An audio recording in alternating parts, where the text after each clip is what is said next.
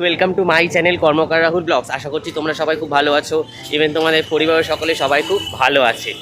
তো আজকে হলো 1 জানুয়ারি, তো তোমাদের সবাইকে জানাই হ্যাপি নিউ ইয়ার। তো আজকে আমরা যাব কৈলান মন্দিরে। তো সেটা হলো কোথায় আছে? বেহালাতে, জোকায়। তো কিভাবে যাব কিভাবে না, আর মন্দিরটা যেহেতু সকাল 9টা থেকে দুপুর 12টা অবধি খোলা থাকে, আর বিকালে খোলা থাকে হলো বিকেল 4টে থেকে 7টা কি 8টা জানি না, যাই হোক। তো ওই কারণে আমরা ভেবেছি বিকালটাই যাব। এখন বাজে দুপুর 2টো। তো আমরা এখন বেরিয়েছি। তো এখান থেকে মেট্রো করে আমরা প্রথমে যাব হলো টালিগঞ্জে, তারপর ওখান থেকে একটা অটো করে শখের বাজার, তারপর ওখান থেকে একটা বাস ধরে ডাইরেক্ট কৈলান মন্দির। তো আপাতত এত দূরই ঠিক আছে। তো এবার দেখা যাক এটা ছাড়া অন্য কোথাও যাওয়া যায় নাকি, মানে অন্যভাবে যাওয়া যায় নাকি, সেটাই তোমাদেরকে দেখাবো। তো চলো বেরিয়ে পড়ি। একদম। আর কিছু বল? আর কি বলবো, আবার পরে বলবো। আচ্ছা ঠিক আছে, তো পরে বলবে। তো চলো এবার বেরানো যাক। তো বেরিয়েই আগে দুলালের দোকান থেকে কিনে নিলাম পাটিসাপটা, পৌষ মাসের পাটিসাপটা। দেন তারপর ওখান থেকে আমরা চলে গেলাম বেলগাছিয়া মেট্রো স্টেশন, যেখান থেকে আমরা চলে যাব মহানায়ক উত্তম কুমার মেট্রো স্টেশনে। তো ভেবেছিলাম আমরা বাসে বা অটোতেই যাব, কিন্তু আমাদের এত সমস্যা হচ্ছিল, কিছু পারছিলাম না, তাই গাড়িতেই গেলাম। এখন আমরা টালিগঞ্জে নেমেছি। তো নেমে আমরা ভেবেছিলাম অটো বা বাসে করে যাব, বাট অনেকটা লেট হয়ে গেছে। তো এখানে কেউই যেতে চাইছিল না, অনেক কষ্টে একটা বুক করে একটা গাড়ি পেয়েছি। তো এখন এই গাড়ি করেই আমরা যাচ্ছি কৈলান মন্দির। তো চলো যাওয়া যাক। তোমরা যারা যারা আমাদের মতো এত দূর দূর থেকে আসবে, তারা অবশ্যই গাড়ি রিজার্ভ করে এসো, কারণ ওখানে গাড়ি পাওয়াটা খুবই চাপের, আসা যাওয়া দুটোর মধ্যেই। তো ওখানে ট্যাক্সি ভাড়া বলো বা উবের ভাড়া খুবই বেশি নেয়, আর অনেকে যেতে চায় না। তো যাই হোক, তো অবশ্যই মেনটেন করে এসো, পারলে একটু তাড়াতাড়ি এসো, মন্দির খোলার একটু আগেই এসো।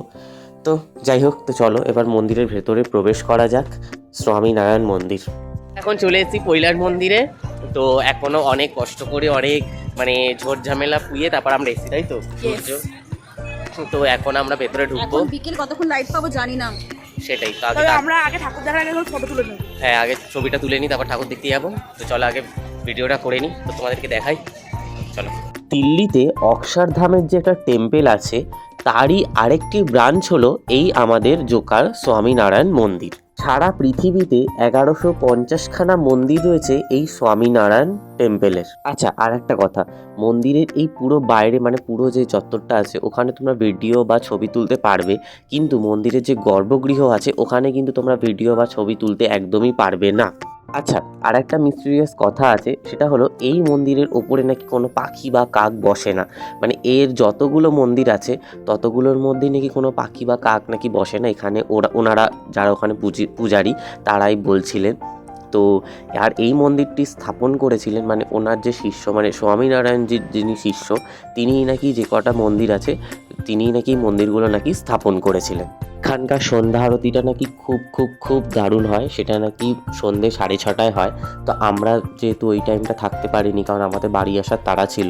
তো যারা যারা গাড়ি রিজার্ভ করে যাবে তারা হয়তো ওখানে আর একটু কিছুক্ষণ থেকে সন্ধ্যা আরতি দেখে আসতে পারো। আর আমাদের যেহেতু গাড়ি রিজার্ভ করা ছিল না, তাই জন্য আমাদের তাড়াতাড়ি আসতে হয়েছে। এখানে দুটো মন্দির আছে, একটা হলো ওপরের গর্ভগৃহ আর একটা হলো নিচের গর্ভগৃহ। যেই রাস্তা দিয়ে তুমি ওপরের গর্ভগৃহতে যাবে, সেই একই পথ ধরেই তুমি নিচের মন্দিরে আসতে পারবে। নিচের মন্দিরে একটি স্বামীনারায়ণের সোনার মূর্তি রয়েছে, যেটি প্রত্যেক দিন সকাল 11:30টার সময় রাজ অভিষেক করা হয়। তোমরা চাইলে এসে দেখতেও পারো, কিন্তু অন্য সময় তোমরা যখন যাবে, আমরা যেরকম এই বিকেল টাইমে গেছিলাম, আমরাও কিন্তু মাথায় জল ঢালতে পেরেছি। তার জন্য আমাদের কিন্তু প্রতি দুজন মাথা পিছু 50 টাকা করে লেগেছে। আমরা এসে কিন্তু দুটো টাইমই দেখতে পেয়েছি। একটা হলো যেহেতু আমরা বিকেল এসেছিলাম, তাই জন্য দিনের আলোতে আমরা মন্দিরটা দেখতে পেয়েছি, এবং আমরা থাকতে থাকতে সন্ধ্যা হয়ে গেছিলো, তাই রাতের আলোয় লাইট জ্বললে যেরকম কি সুন্দর লাগে মন্দিরটা, সেটাও কিন্তু আমরা দেখতে পেয়েছি। তাই তোমরা অবশ্যই এইরকম বিকেল টাইমেই যাবে, যাতে তোমরা দুটো টাইমেই মন্দিরটা দর্শন করতে পারো। তারপর মন্দিরের পাশেই একটি দোকান ছিল, যেখান থেকে আমরা কুপন কাটলাম খাওয়া দাওয়ার। দেন তারপর ওখান থেকে যার যার মতো কাউন্টার থেকে খাবার নিয়ে আমরা বসে পড়লাম ওখানে খাওয়ার জন্য। এখানে খুব পরিষ্কার পরিচ্ছন্ন আর পুরোটাই ভেজ। তো আমরা খেলাম হলো ধোকলা। তো তোমরা চাইলে আরও অনেক রকম কিছু খেতে পারো, চাউমিন থেকে শুরু করে অনেক রকম কিছু। আমার যে আরও দুজন ছিল বন্ধু, তারা চাউমিন খেলো। তো চাউমিনটা একটু মাখা আলু সেদ্ধর মতো হয়ে গেছিলো। যাই হোক, তো বাড়িতে যাওয়ার পর আমরা একটু ধোসা খেলাম, কারণ আমাদের পেট ভরেনি তাই।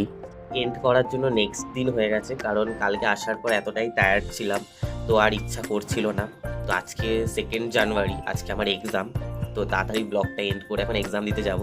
তো যাই হোক, ভালোই ঘুরলাম। তো যেটা বললাম, সবাই বারবার করে এটাই মনে রেখো যে অনেকটাই ডিস্টেন্স, তো তোমরা অবশ্যই গাড়িটা বুক করেই যাবে, গাড়ি রিজার্ভ করে। তো ততদিনের জন্য দেখতে থাকো কর্মকারাপুর ব্লগস। লাইক কমেন্ট শেয়ার অবশ্যই করো, আর যারা কোনো ভুল হয়ে থাকলে অবশ্যই আমাকে কমেন্টে জানিও। তো দেখতে থাকো কর্মকারাপুর ব্লগস। তো টাটা। A few